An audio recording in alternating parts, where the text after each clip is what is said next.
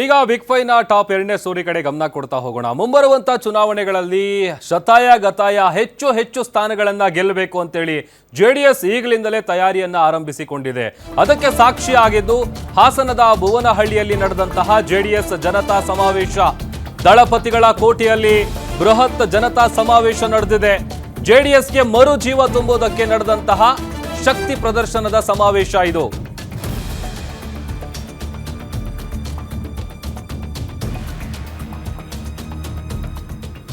ಇನ್ನು ಈ ಸಮಾವೇಶದಲ್ಲಿ ಕಾಂಗ್ರೆಸ್ ನಾಯಕರ ವಿರುದ್ಧ ದೊಡ್ಡಗೌಡರು ಅಭಿವೃದ್ಧಿ ಪ್ರತಿಜ್ಞೆಯನ್ನ ಕೈಗೊಂಡಿದ್ದಾರೆ. ಜೆಡಿಎಸ್ ಮುಗಿಸಬೇಕು ಎನ್ನುವಂತಹ ನಿಮ್ಮ ಯೋಚನೆ ಏನಿದೆ ಅದು ಕೇವಲ ಭ್ರಮೆ. ನನ್ನ ಕೊನೆ ಉಸಿರಿರೋವರೆಗೂ ನಾನು ಜನರಿಗಾಗಿ ದುಡಿತೀನಿ. ತವರು ನೆಲದಲ್ಲಿ ಕಾಂಗ್ರೆಸ್ ವಿರುದ್ಧ ದಳಪತಿಗಳು ಸಮರ ಸಾರಿದ್ದಾರೆ.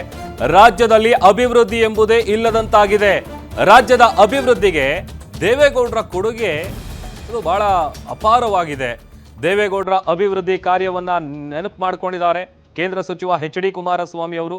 ಸಮಾವೇಶದಲ್ಲಿ ಕಾಂಗ್ರೆಸ್ ವಿರುದ್ಧ ದಳಪತಿಗಳು ಅಬ್ಬರಿಸಿ ಬೊಬ್ಬಿರಿದಿದ್ದಾರೆ.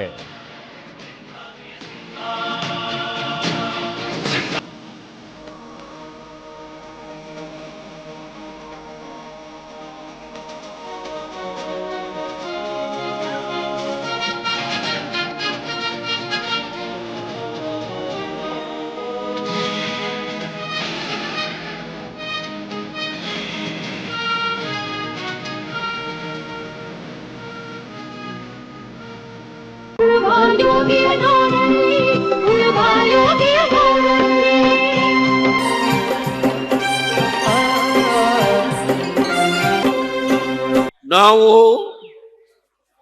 ಈ ರಾಷ್ಟ್ರದಲ್ಲಿ ಕುಮಾರಸ್ವಾಮಿಯವರ ನೇತೃತ್ವದಲ್ಲಿ ಜಾತ್ಯತೀತ ಜನತಾ ದಳ ಪ್ರಬಲವಾಗಿದೆ ಎನ್ನುವುದನ್ನ ಈ ಸಂದೇಶವನ್ನ ಇಡೀ ರಾಷ್ಟ್ರಕ್ಕೆ ಅಷ್ಟೇ ಅಲ್ಲ, ರಾಜ್ಯದ ನಮ್ಮ ಎದುರಾಳಿಗಳ್ಯಾರಿದ್ದಾರೆ, ಯಾರು ಈ ಜಿಲ್ಲೆಯಲ್ಲಿ 2 ಸಭೆಯನ್ನು ಮಾಡಿ ರೇವಣ್ಣವರ ನಾಯಕತ್ವವನ್ನ ಸಂಪೂರ್ಣವಾಗಿ ನಾಶ ಮಾಡ್ತೇವೆ ಅಂತ ಹೇಳಿ ಪ್ರಯತ್ನ ಮಾಡಿದ್ರು, ಆ ಮಹನೀಯರುಗಳಿಗೆ ಇವತ್ತು ಇಡೀ ರಾಜ್ಯದ ಮೂಲೆ ಮೂಲೆಯಿಂದ ಬಂದಿರತಕ್ಕಂಥ ಎಲ್ಲ ನನ್ನ ಯುವಕ ಮಿತ್ರರು, ತಾಯಂದಿರು, ನನ್ನ ಅಣ್ಣ ತಮ್ಮಂದಿರು, ಹಿರಿಯ ಮುಖಂಡಗಳು ವೇದಿಕೆಯಲ್ಲಿ ಕೂತಿದ್ದಾರೆ. ಅವರೆಲ್ಲರಿಗೆ ನಾನು ಮೊದಲು ತಲೆಬಾಗಿ ನಮಸ್ಕಾರ ಮಾಡ್ತೇನೆ. ಕೂತು ಮಾತನಾಡ್ತೇನೆ.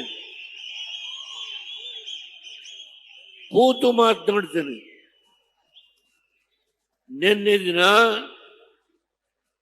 ಹೌದು ನನಗೆ ಡಯಾಲಿಸಿಸ್ ಆಗಿದೆ. ಈಗ 2 ತಿಂಗಳ ಹಿಂದೆ ನನ್ನ ಕಿಡ್ನಿ ಫೇಲ್ ಆಗಿ ವಾರದಲ್ಲಿ 3 ದಿನ ಡಯಾಲಿಸಿಸ್ ಮಾಡ್ತಾರೆ. ಆದ್ರೆ ಯಾಕೆ ಈ ಜಿಲ್ಲೆಗೆ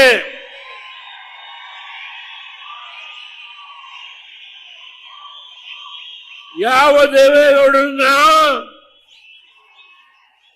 1962ರಿಂದ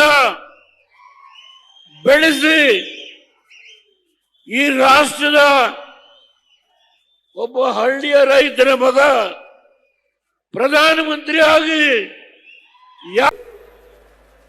ಇವತ್ತು ನೀವು ಅವ್ರನ್ನ ತಾತ ಅಂತ ಕರೀಬಹುದು.